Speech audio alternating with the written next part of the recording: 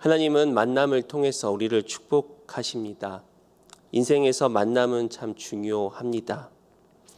특히 하나님은 섭리적 만남을 통해서 우리의 인생을 이끌어 가십니다. 우리 어제 설교를 통해서 우리 강주민 목사님께서도 하나님은 만남을 통해서 우리의 소원을 이루어 주신다라고 말씀해 주셨습니다. 이러한 만남들 가운데 가장 으뜸인 만남은 바로 예수님과의 만남입니다. 이 땅에서의 어떠한 만남도 예수님과의 만남만큼 우리 인생을 크게 좌우하는 것은 없습니다. 어떻게 보면 우리 인생뿐만 아니라 우리의 영혼을 좌우한다고 해도 우리는 과언이 아닙니다.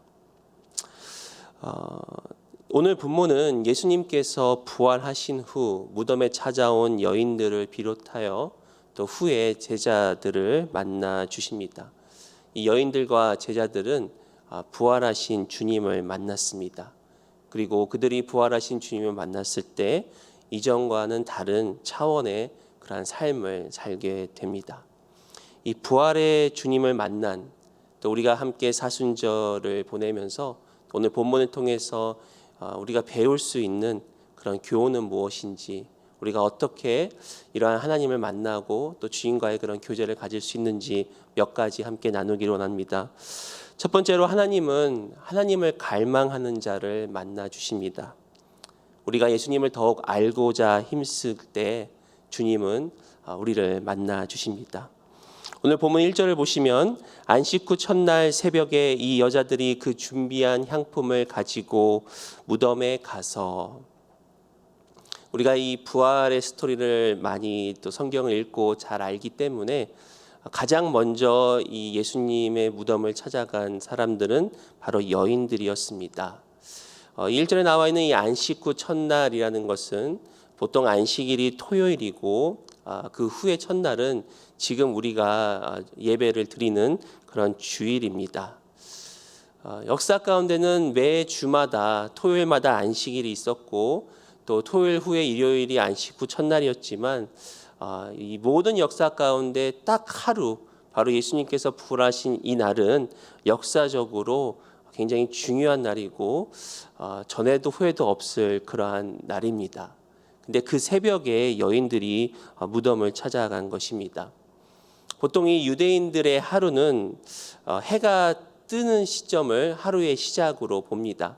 즉 지금 우리는 밤 12시가 하루의 시작이지만 그 당시 그리고 유대인들에게는 해가 뜨기 시작하는 아침 6시가 바로 하루의 시작입니다. 그러니까 여인들이 이 새벽에 예수님을 찾아갔다라는 것은 안식일이 끝나자마자 이른 새벽 아침 해가 뜰 무렵에 바로 예수님의 무덤을 찾아간 것입니다. 그리고 예수님의 시체에 바르기 위해서 향품을 준비하였다라고 오늘 본문은 기록하고 있습니다. 그 여인들의 이름이 10절에 나와 있습니다. 10절 보시면 이 여자들은 막달라 마리아와 요한나와 야고보의 모친 마리아라, 또 그들과 함께한 다른 여자들도 이것을 사도들에게 알리니라. 이 막달라 마리아, 또 요한나, 야고보의 모친 마리아라는 것은 예수님의 형제 야고보의 모친 마리아니까 예수님의 어머니 마리아를 뜻할 때 얘기하는 것이고요. 또 다른 여인들, 또 다른 복음서에 보니까 이 요한과 야고보의 어머니 살로메도 거기에 있었다라고 기록되어져 있습니다. 이러한 여인들이 먼저 예수님의 무덤을 찾아와 보니까 2절에 보시니까 돌이 무덤에서 굴려 옮겨진 것을 보고, 이 마가복음 16장에서는 이 여인들이 예수님의 무덤을 찾아가면서 이렇게 이야기를 합니다. 누가 우리를 위하여 무덤 문에서 돌을 굴려 주리요. 그 당시에 이 무덤을 막고 있었던 이 거대한 이 돌 문을 누군가는 굴려주고 열어줘야 예수님의 시체를 가서 이제 향품으로 닦지 않겠습니까? 그런데 이 여인들은 힘이 없었기 때문에 그 이른 새벽에 지금 예수님의 무덤을 찾아가면서 그런 걱정을 하고 있는 것입니다. 누가 이 문을 열어줄 수 있을까라는 그런 걱정을 하고 있다는 것이죠. 우리는 여기서 이게 여인들의 좀 특성을 보게 됩니다. 여인들은 걱정을 하면서도 지금 예수님을 찾아가고 있는 것입니다. 만약에 이 남자들 같으면은 돌을 옮겨줄 사람을 먼저 알아보고 그리고 확실히 한 다음에 예수님을 찾아갈 텐데, 여인들은 걱정을 하면서도 예수님을 그 사랑하는 그 마음에, 또 예수님을 보고 싶은 그런 간절한 마음에 일단 찾아가는 것입니다. 또 우리는 여기서 여인들의 위대함을 볼 수가 있습니다. 지금 예수님께서 십자가에 달려 죽으시자 두려워서 숨어 있는 제자들과는 달리, 또 어떻게 보면 지금 무덤 앞을 지키고 있을 그런 병사들을 무서워서 아무도 엄두를 내지 못하는 그 자리에 지금 여인들이 찾아가고 있는 것이죠. 돌을 어떻게 옮겨야 할지, 또 앞에 있는 병사들을 어떻게 대해야 할지 그런 계산을 하고 따지는 것이 아니라 일단은 예수님을 찾아가서 예수님의 시체에 향품이라도 발라야겠다라는 그런 여인들의 간절한 그런 마음을 우리는 여기서 느낄 수가 있습니다. 아까도 말씀드렸지만 남자들은 보통 따지기를 좋아합니다. 계산을 먼저 해봐야 됩니다. 그리고 가능하면 일을 진행을 하는데, 우리 여인들께서는 보통 일을 먼저 진행을 합니다. 그걸 우리는 또한 믿음이 좋다라고 또 이야기를 합니다. 저도 보면은 제 아내는 조금 이렇게 잘 따지지 못합니다. 저는 다 계산을 해가지고 가능하면 일을 진행하는데, 일단은 제 아내는 마음에 일단 감동이 오면 일단 진행하자고 합니다. 그런데 대부분 아내가 말이 맞는 경우가 많습니다. 믿음으로 그렇게 진행을 할 때, 일을 할 때 그러한 모습들을 봅니다. 또 여기서는 우리가 아까 얘기했던 이 예수님의 어머니 마리아의 그런 모성애도 우리가 같이 볼 수가 있습니다. 사랑하는 아들이 그렇게 처참하게 죽었을 때 그 시체라도 향품을 바르려는 그런 어머니의 마음. 일반적으로 이게 어머니의 사랑은 참 대단한 것 같습니다. 예전에 한번 우리 첫째 아이가 굉장히 어렸을 때 잠깐 차에서 자고 있어가지고 잠깐 제 아내랑 저랑 잠깐 나와서 어떤 볼일을 보고 있는데 갑자기 제 아내가 부랴부랴 차로 뛰어가는 것입니다. 알고 보니까 아이가 계속 울고 있었던 것입니다. 저는 전혀 아이의 울음소리를 듣지 못했는데 제 아내는 아이가 깨고 우는 것을 금방 알아차리고 거의 초능력에 가까운 그런 모습으로 이렇게 아이에게 가는 것을 봅니다. 또 잠을 자다가 보면은 아이가 이렇게 울 때가 있죠. 울고 깰 때 어김없이 엄마는 일어나서 아이의 젖을 먹이고, 또 아이가 아파서 칭얼거릴 때 밤중에도 자다가 일어나서 아이에게 약을 먹이고, 또 아이를 위해서 이런저런 일을 하는 것이 어머니입니다. 대부분 저를 비롯한 아빠들은 그냥 잡니다. 쭉 잡니다. 제가 예전에 한번 우리 아이가 한번 잘 자고 나서 제 아내한테 이런 얘기를 했다 혼난 적이 있는데요. 제가 아내한테 이런 얘기를 했습니다. 우리 애는 너무 밤마다 너무 잠 잘 자는 것 같아. 사실 잘 자는 게 아닌데 저한테 그것도 모르고 자고 있냐고 오히려 혼난 적이 있습니다. 그처럼 이런 여인들의 어떤 모성의 그런 사랑, 또 여기서 보시는 우리 어떤 예수님을 사랑하는 그런 갈망함을 그들을 우리가 이렇게 볼 수가 있죠. 근데 여기서 우리는 이 사건을 통해서 여인들이 걱정했던 이 돌문은 이미 옮겨졌음을 우리가 알 수가 있고, 또 그와 더불어서 예수님은 그곳에 계시지 않았습니다. 3절 보시면 들어가니 주 예수의 시체가 보이지 아니하더라. 4절 이로 인하여 근심할 때 문득 찬란한 옷을 입은 두 사람이 곁에 섰는지라. 결국 예수님을 사랑하는 여인들은 이른 새벽에 먼저 예수님의 그 무덤을 찾아가 바로 부활하신 주님을 곧 만나게 되는 것입니다. 이처럼 하나님을 간절히 찾는 자들을 하나님은 만나 주십니다. 잠언 8장 17절에 보시면 나를 사랑하는 자들이 나의 사랑을 입으며 나를 간절히 찾는 자가 나를 만날 것이니라. 바로 하나님을 사랑하는 자, 그리고 하나님을 간절히 찾는 자를 주님은 사랑하시고 만나 주십니다. 이처럼 우리가 하나님을 깊이 경험하고 만나기 위해서는 하나님께서 주권적으로 우리를 섭리하시는 그런 만남과 더불어서 우리의 갈망, 또 주님을 향한 그런 열정이 함께 만날 때 우리는 하나님과의 깊은 교제, 또 하나님을 경험할 수가 있는 것입니다. 바로 주님을 향한 그런 간절한 마음이 좀 우리 가운데 계속해서 회복이 되어지고 일어나고 그것이 계속해서 깊어지기를 소원합니다. 또 하나님은 예레미야를 통해서 이렇게 말씀하십니다. 예레미야 29장 12절 13절 너희가 내게 부르짖으면 내게 와서 기도하면 내가 너희들의 기도를 들을 것이요 너희가 온 마음으로 나를 구하면 나를 찾을 것이요 나를 만나리라. 그러니까 하나님은 우리가 하나님 앞에 나올 때 온 마음으로 또 전심으로 주님을 찾기를 원하십니다. 이렇게 온 마음으로 찾는 자를 하나님께서 만나 주시고 축복해 주십니다. 성경의 대표적인 하나님의 마음에 합한 다윗도 동일한 마음으로 늘 주님 앞에 나왔습니다. 시편 42편 1절 2절 보시면 하나님이여 사슴이 시냇물을 찾기에 갈급함 같이 내 영혼이 주를 찾기에 갈급하니이다. 내 영혼이 하나님 곧 살아계시는 하나님을 갈망하나니 내가 어느 때에 나아가서 하나님의 얼굴을 배울까.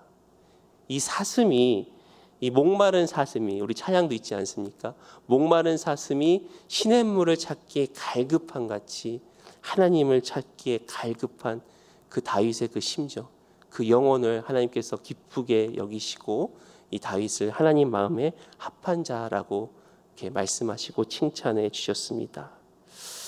이처럼 성경에서는 하나님을 간절히 찾는 자를 하나님이 만나 주시고 축복하여 주신다라는 그런 약속과 더불어서 다윗과 같이 하나님을 간절히 찾고 또 갈망하여서 하나님을 만나고 축복받은 수많은 그런 스토리들이 이렇게 성경에 기록되어져 있습니다.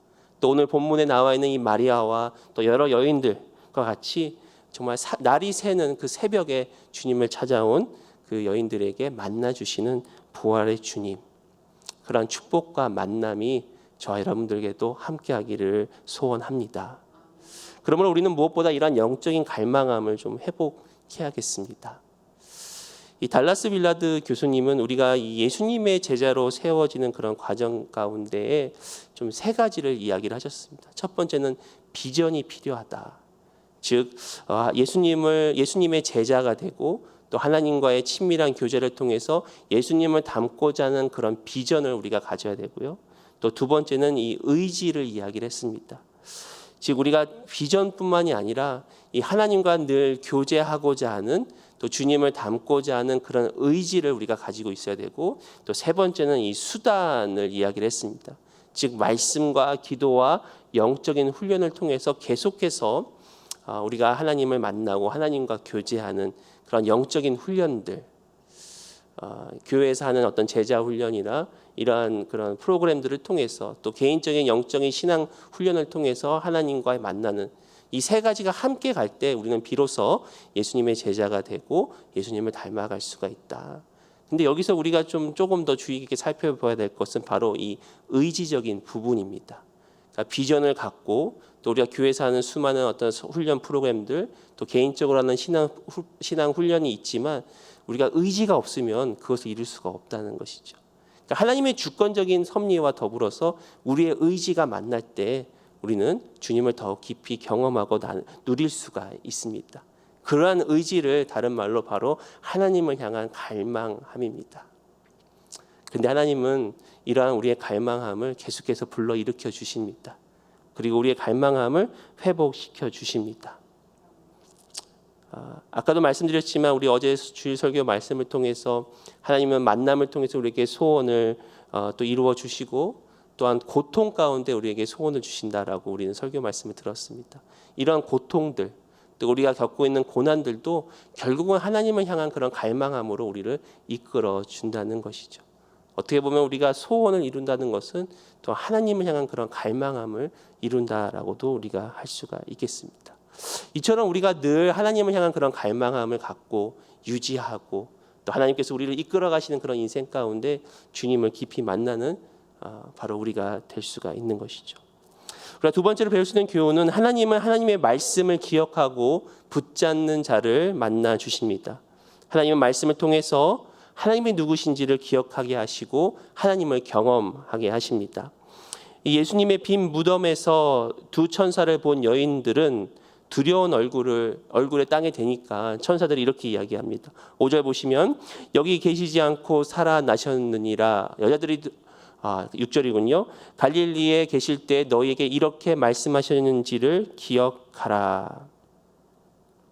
그러면서 그 다음 절 7절을 보시면 이르시기를 인자가 죄인의 손에 넘겨져 십자가에 못 박히고 제3일에 다시 살아나야 하리라 하셨느니라 한데 그들이 예수의 말씀을 기억하고.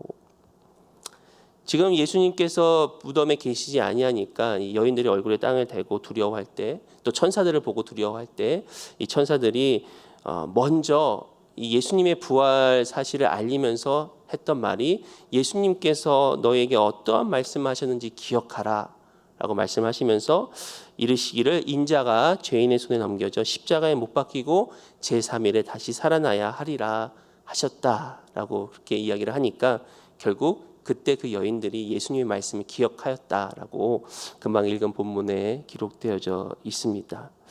예수님은 이미 제자들과 함께 계실 때에 십자가의 죽음과 더불어서 이 부활에 관하여 말씀하셨습니다.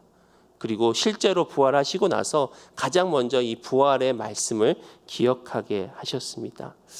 특별히 누가복음에 나와 있는 이 부활의 사건에는 이러한 말씀을 통해서 제자들을 만나 주시는 그러한 사건을 우리는 보게 됩니다. 바로 내일 읽을 이 본문 가운데에 엠마오로 향한 두 제자들을 예수님께서 만나 주시고, 그리고 제자들에게 말씀을 풀어 주셨을 때 제자들의 눈이 열리게 되고 또 마음이 뜨겁지 아니하였더냐라고 서로 고백을 합니다. 즉 계속해서 이 말씀을 통해서 만나 주시는 우리 예수님을 우리는 본문을 통해서 발견할 수가 있습니다. 이 누가는 역사가였고 의사였습니다. 그리고 누가는 이 예수님께서 이 땅에 계실 당시에 곁에 있었다기보다는 그 후에 이러한 기록들을 자세히 살피고 관찰하여서 이 누가복음, 또 나중에 사도행전을 쓰게 되었습니다. 근데 이 누가가 이렇게 과거에 있었던 일들을 자세히 살피면서 이 누가복음을 적으면서 특별히 이러한 하나님의 그런 말씀에 대해서 계속 강조를 하고 있는 것이죠.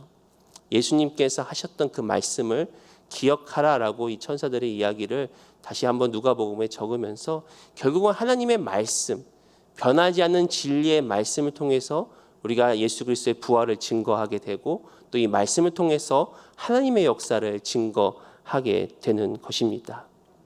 여러분 잘 아시는 이사야 40장 8절에 푸른 마르고 꽃은 시드나 우리 하나님의 말씀은 영원히 서리라 하라.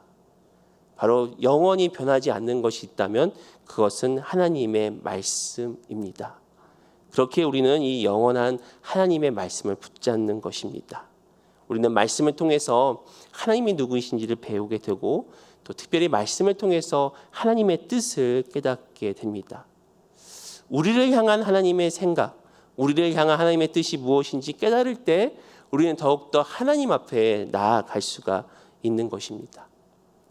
좀 전에 인용했던 이 예레미야 29장 13절, 너희가 온 마음으로 나를 구하면 나를 찾을 것이요 나를 만나리라는 그 말씀 앞에 이 하나님의 우리를 향한 하나님의 뜻이 무엇인지를 이렇게 말씀하십니다. 예레미야 29장 11절에 여호와의 말씀이니라 너희를 향한 나의 생각을 내가 아나니 평안이요 재앙이 아니니라 너희에게 미래와 희망을 주는 것이니라. 우리를 향한 하나님의 생각은 재앙이 아니고 평안이요, 그리고 우리에게 미래와 희망을 주는 것이라고 그렇게 말씀을 하고 있는 것이죠. 그러면 우리는 말씀을 통해서 하나님, 우리를 향한 하나님의 생각과 뜻이 무엇인지를 우리는 알고 그것을 붙잡아야 되는 것이죠. 우리가 삶을 살다 보면은, 특히 어려움을 겪다 보면은 하나님에 대한 그런 오해가 생길 수가 있습니다. 우리가 당하는 고난, 또 그것을 통하여 어떤 하나님의 징계가 있을 때 정말 하나님이 나를 사랑하시는가? 정말 하나님께서 나를 축복하기를 원하시는가라는 그런 오해를 우리가 잠깐 가질 수가 있습니다. 우리가 그때 붙잡아야 될 것은 바로 하나님의 말씀입니다. 그만 읽었던 이 예레미야 29장 말씀도 사실은 이스라엘이 하나님 앞에 범죄하여서 하나님께서 예레미야를 통하여 이 이스라엘을 경고하고 또 이스라엘을 징계하신다라는 말씀을 하시지만, 하나님의 본 마음은 재앙이 아니라 평안이요 바로 미래와 희망이다라고 어떻게 보면 하나님께서는 끊임없이 하나님의 자녀들에게, 이스라엘 백성들에게 말씀을 하고 있습니다. 즉 예수님께서 재차 이 부활에 대해서 말씀을 하셨지만 이 여인들도 제자들도 그 부활의 말씀을 기억하지 못했다는 것이죠. 예수님께서 십자가에 달리시고 돌아가시니까 하나님의 아들 그리스도였던 것 같은데 정말 하나님의 아들이신지 그리스도이신지 그들은 마음 가운데 의심이 생겼다는 것이죠. 그랬을 때 하나님은 천사들을 통해서 말씀을 기억하라라고 말씀하십니다. 이 성의에 적혀져 있는 이 성경의 말씀들, 또 우리 마음 가운데 새겨져 있는 말씀들을 우리가 붙잡고 기억하고 나아갈 때 우리는 계속해서 하나님을 깊이 만나고 경험할 수가 있는 것이죠. 말씀 가운데 나타난 하나님이 누구신지를 우리가 알고 또 말씀 가운데 나타난 하나님의 능력을 우리가 붙잡을 때 우리는 하루하루를 주님과 함께 살아갈 수가 있습니다. 특별히 약속을 지키시는 하나님의 신실하심을 믿으시기 바랍니다. 예레미야에게 말씀하셨던 그 하나님의 생각, 또 내가 반드시 제3일 만에 살아나리라 하고 또 그 말씀을 실제로 이루셨던 그 예수님의 부활 사건을 통해서 성경 말씀에 약속하고 있는 그 약속, 하나님의 신실함을 우리가 붙잡을 때 잠시 잠깐 우리가 고난이 있을 수가 있고 잠시 잠깐 어려움이 있을 수가 있지만 하나님은 변하지 아니하시고 또 영원한 그 말씀 가운데 우리는 시간들을 묵묵히 이겨내고 또 하나님을 만날 수가 있는 것입니다. 부활의 주님을 만났던 그 여인들, 제자들처럼 부활의 주님과 늘 함께 동행하는 저와 여러분들 되기를 소원합니다. 그리고 또 마지막으로 배울 수 있는 교훈은 하나님은 하나님의 은혜를 의지하고 붙잡는 자를 만나 주십니다. 특별히 우리가 실수하고 실패할지라도 주님께 나아갈 때 주님은 우리를 받아주시고 우리를 회복시켜 주십니다. 여인들이 천사들로부터 이 소식을 들었을 때 가장 먼저 예수님의 제자들을 찾아갑니다. 이 9절에 보시면은 무덤에서 돌아가 이 모든 것을 11 사도와 다른 모든 이에게 알리니. 먼저 제자들에게 찾아가서 그런 말씀을 이야기를 했지만 제자들은 그 말을 믿지 않았습니다. 11절 보시면 사도들은 그들의 말이 허탄한 듯이 들려 믿지 아니하나. 이 제자들도 아직 예수님의 말씀을 기억하지 못하였고 예수님이 진정 누구이신지를 알지 못하였습니다. 그리고 예수님의 십자가로 인하여 두려워서 숨고 있었습니다. 예수님의 부활의 소식을 들었음에도 불구하고 그것을 허탄한 것으로 여겨 믿지 아니하였습니다. 그런데 그 제자 중에 한 사람은 그 말을 듣고 예수님의 무덤에 달려갑니다. 마지막 12절 보시면 베드로는 일어나 무덤에 달려가서 구부려 들여다보니 세마포만 보이는지라 그 된 일을 놀랍게 여기며 집으로 돌아가니라. 이 제자들 가운데 이 베드로는 그 말을 듣고 무덤에 먼저 달려갔습니다. 그리고 무덤에서 계시지 않는 그런 예수님을 볼 수가 있었습니다. 이 베드로는 대표적인 이 다혈질의 기질을 가지고 있는 사람이죠. 언제나 이 행동이 앞섭니다. 예수님이 무리를 걸으니까 따라서 걷겠다고 이렇게 무리를 걷고 또 파도를 보니까 금방 겁에 질려 다시 물에 빠지고 또 예수님께서 제자들의 발을 씻어 주시니까 또 몸까지 씻어 달라고 이렇게 항상 이렇게 나섭니다. 또 주는 그리스도시요 살아계신 하나님입니다. 하나님의 아들입니다라고 고백을 했지만 예수님께서 십자가에 달리실 것을 예언을 하시니까 또 그러지 말라고 막 예수님을 꾸짖으면서 그렇게 나서는 베드로를 알 수가 있습니다. 결국 다른 사람들이 다 예수님을 부인하고 배신할지라도 나는 그러지 않겠습니다라고 고백했던 베드로가 결국 닭이 울기 전에 예수님을 또 3번 부인합니다. 어떻게 보면 베드로는 실패했습니다. 그리고 정말 예수님을 제대로 배신했습니다.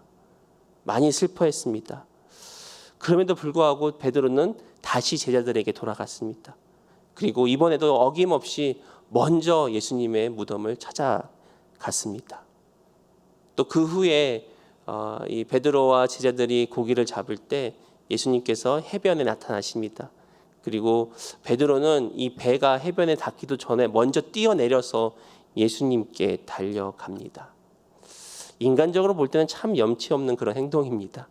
그렇게 큰 잘못을 하고 실패를 했음에도 불구하고 아직도 제자들 가운데 있고 또 나중에 예수님을 보니까 예수님께 먼저 달려가는 게 바로 베드로였습니다.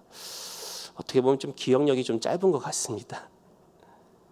하지만 이러한 베드로를 예수님께서는 회복시켜 주셨습니다.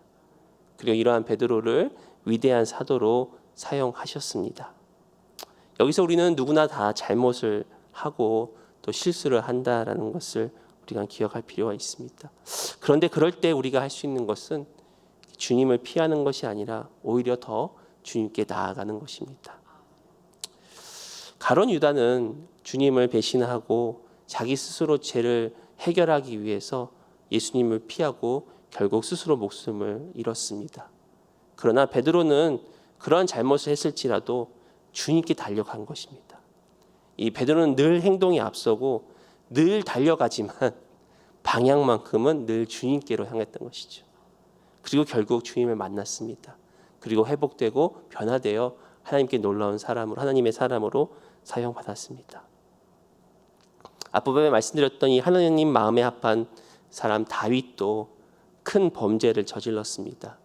이 우리아의 아내를 범하고 또 우리아까지도 죽게 하였을 때 나단이 이 다윗을 책망할 때 다윗은 눈물로 하나님께 회개하면서 시편 51편을 썼습니다.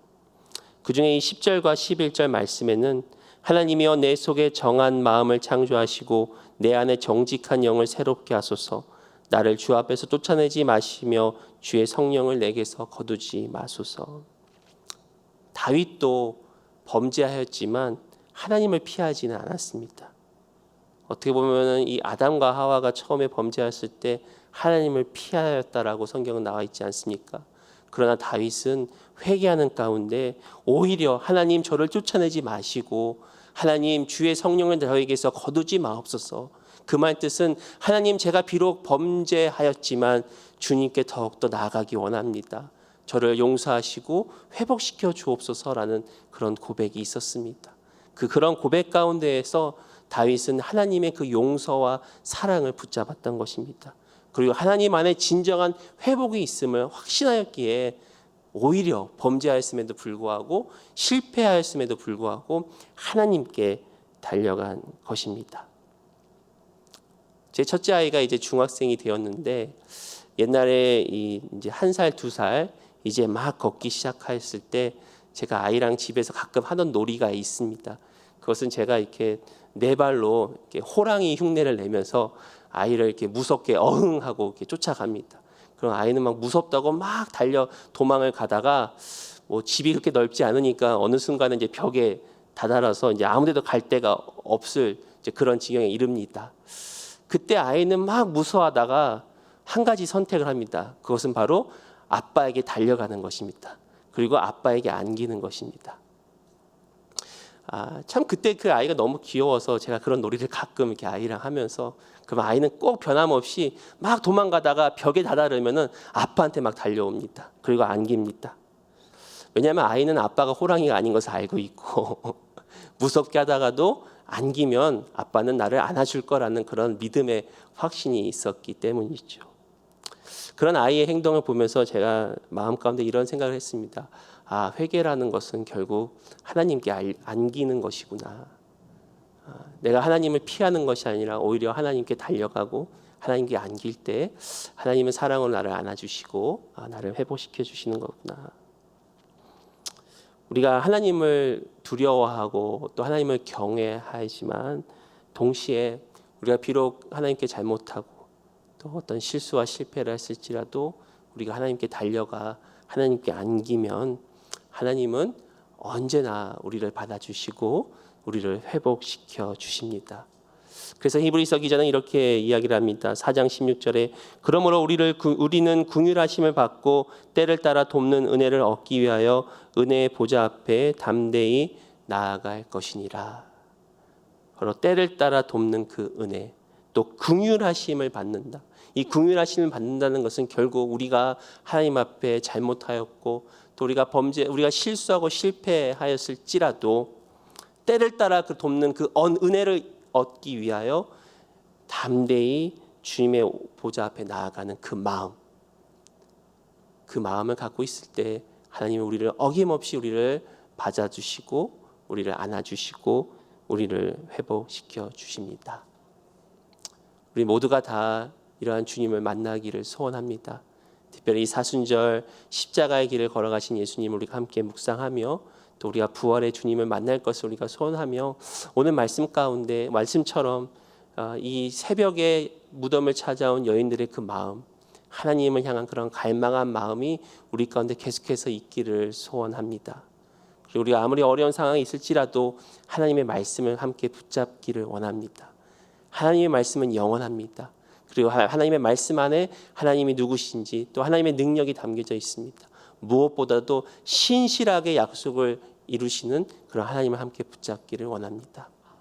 때로는 베드로와 같이 우리도 실수하고 넘어지고 실패할지라도 그럴 때마다 하나님을 피하는 것이 아니라 오히려 하나님께 달려가고 하나님의 품에 안길 때 우리를 안아주시고 회복시키시는 그런 주님을 바라볼 때 이 부활의 주님을 만난 여인과 제자들처럼 우리 역시도 날마다 주님을 만나고 주님과 동행하는 그런 귀한 축복된 삶이 되시기를 예수의 이름으로 축원드립니다. 함께 기도하시겠습니다. 하나님, 부활의 주님을 만난 이 여인들과 또 부활의 주님을 만난 제자들처럼 저희들도 주님을 날마다 만나기를 소원합니다. 주님을 날마다 경험하기를 소원합니다. 주님을 향한 그러한 갈망한 마음을 갖기를 소원합니다. 영원한 하나님의 말씀을 붙잡기를 소원합니다. 비록 넘어지고 실패하고 또 때로는 하나님 앞에 잘못했을지라도 주님께 달려가 안기기를 소원합니다. 우리가 주님께 달려갈 때, 주님께 향할 때 우리를 늘 안아주시고 회복시키시는 주님, 우리 사랑하는 주의 자녀들 한 분 한 분 주님 기억하여 주시고 우리 어떤 상황이 있을지라도 눈을 들어 주님을 바라보며 주님께 나아가는 그런 복된 인생들 되도록 주여 함께하여 주시옵소서. 참 코로나 시대에 아직도 힘들고 어려운 분들 많이 계십니다. 주님께서 그 마음 가운데 나의 생각은 평안이요 나의 생각은 미래와 희망이다라고 말씀하신 그 주님의 말씀을 붙잡고 오늘 하루도 승리하는 우리 주의 사랑하는 자녀들 될 수 있도록 주여 함께하여 주옵소서. 환우들을 기억하여 주시고 병상 가운데 은혜와 치유의 강선을 더하여 주시며 특별히 오늘 7시에 심장 시술하시는 우리 최영웅 집사님 가운데 주님께서 함께해 주시고 또 시술을 또 집도하는 의사들의 손길을 주님께서 붙잡아 주시고 온전한 회복이 있도록 주여 함께하여 주옵소서. 사순절 기간 동안 주님을 더욱더 깊이 묵상하기를 원합니다. 또한 우리 새생명 비전교회 주신 하나님의 놀라운 일들을 인하여 주님을 찬양하기를 원합니다. 앞으로 있을 또 시위와 또 드림 축제, 또 이번 주 토요일 날 있는 또 멕시칼리 선교팀 가운데 주님께서 함께해 주시고 또 사순절을 위하여 또 부활절을 준비하며 또 고난 중앙 가운데 있을 특세를 위하여 기도하오니 하나님 이 시간들을 통해서 주님을 깊이 만나고 은혜를 깊이 경험하며 또 우리 교회가 더욱더 주님을 향해 나아가는 교회 될 수 있도록 주여 함께하시고 축복하여 주시옵소서. 세우신 우리 강주민 담임 목사님과 교회 리더십 가운데 주께서 늘 성령의 충만으로 주여 함께해 주시며 독일을 섬기시는 우리 서명호 윤보영 선교사님을 기도합니다. 하나님께서 목회하시는 교회 가운데 말씀 안에서 든든히 세워지어 부흥되게 해 주시고 또 독일 지역에 있는 더 한인들과 또 말씀과 교제를 통해서 또 더욱더 영적으로 성장해 나가며 또 맡으신 사역 가운데 큰 열매를 맺을 수 있도록 또 자녀들 가운데 하나님께서 지혜와 은혜를 주셔서 가정이 온전히 주님께 나아가는 그런 귀한 우리 선교사님 가정 될 수 있도록 주여 함께하여 주옵소서. 오늘 하루도 주님과 함께 나아가며 동행하기를 소원하는 우리 모든 자녀들을 주께서 이 시간 함께 하시고 은혜를 내려 주옵소서. 예수님의 이름으로 기도하옵나이다. 아멘. 하늘에 계신 우리 아버지여, 이름이 거룩히 여김을 받으시오며 나라의 임하옵시며 뜻이 하늘에서 이루어진 것 같이 땅에서도 이루어지이다. 오늘 우리에게 일용할 양식을 주옵시고 우리가 우리에게 죄진 자를 사하여 준 것 같이 우리의 죄를 사하여 주옵시고 우리를 시험에 들지 말게 하옵시고 다만 악에서 구하옵소서. 되게 나라와 권세와 영광이 아버지께 영원히 있사옵나이다. 아멘.